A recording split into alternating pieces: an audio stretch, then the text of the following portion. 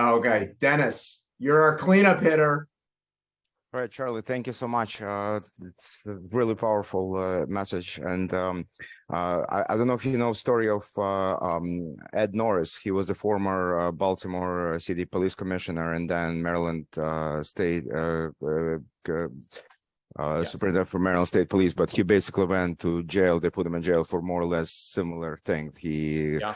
borrowed $10,000 from his father and then paid him back, and he had a gift letter or something along those lines, and that's how ended up ruining his career.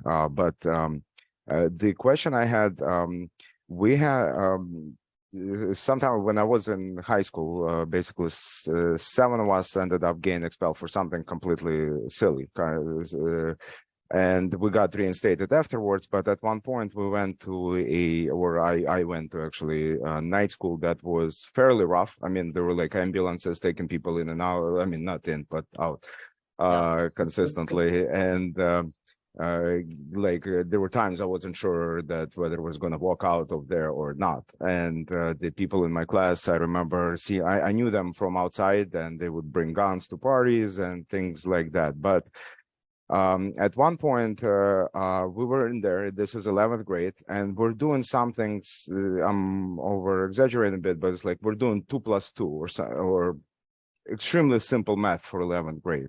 And this guy next to me, he's trying to copy from me, and I'm like, of course you can take the answer. But at one point, but what shocked me about being in that room is like you never want to be the smartest guy in the room.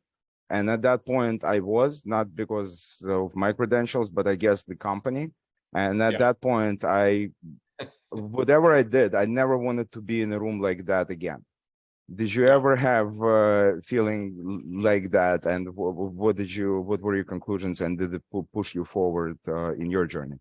Oh, I mean, yes. And I mean, there is a funny thing about underachieving.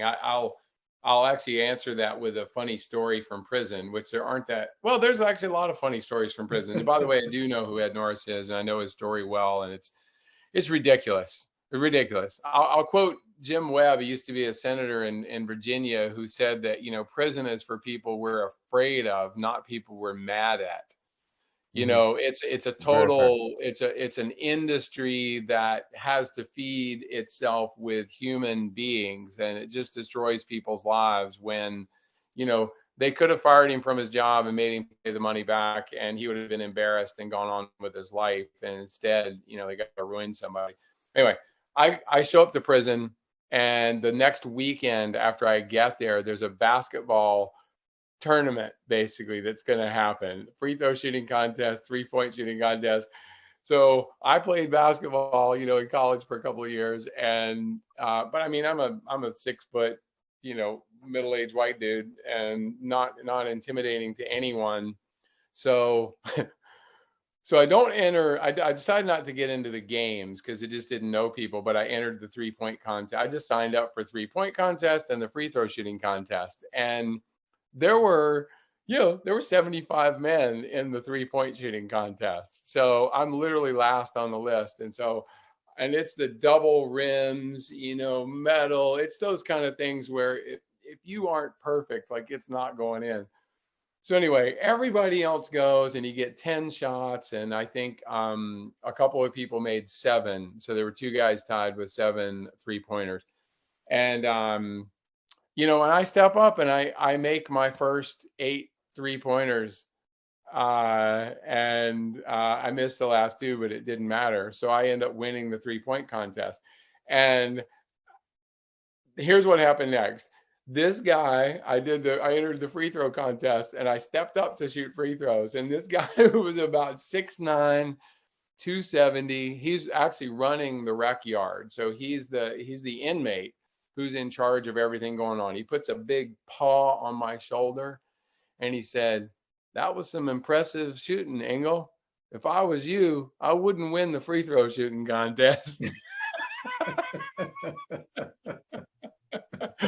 And I proceeded to miss the first 5 free throws, and that was the end of that. Because I actually want you don't, that was not a time to I'd already made myself a bit of a target just from the very first of it. And I don't know, man. It's hopefully what you went through was illuminating, taught you lessons that you actually can use, some funny stories, and you survived it. And that was involuntary suffering. And we all have a mix of self-inflicted wounds and the things that just come at us that are unfair. And I believe if you can find it within yourself to basically approach both of those scenarios with whether you deserved it or you didn't, if you can approach the scenario with curiosity of mind and an open heart, and a decent dose of caution, if you're in prison, but like curiosity. I'm gonna leave where we started. Somebody asked me recently what the most amazing thing about Richard Branson is, and it's an easy question to answer. That man at 74 years old is still the most curious person that I know. He's got all the money he could ever spend. He's done so much in his life, but what sets him apart is he is still very, very curious about nature, about life, about people. You could not engage him in a business conversation. He is so bored by having business conversations, but if you have a real conversation with him about a bird or a bike ride, like, he wants to know what makes people tick, and that warmth and generosity is just a reminder to me always to continue to be curious.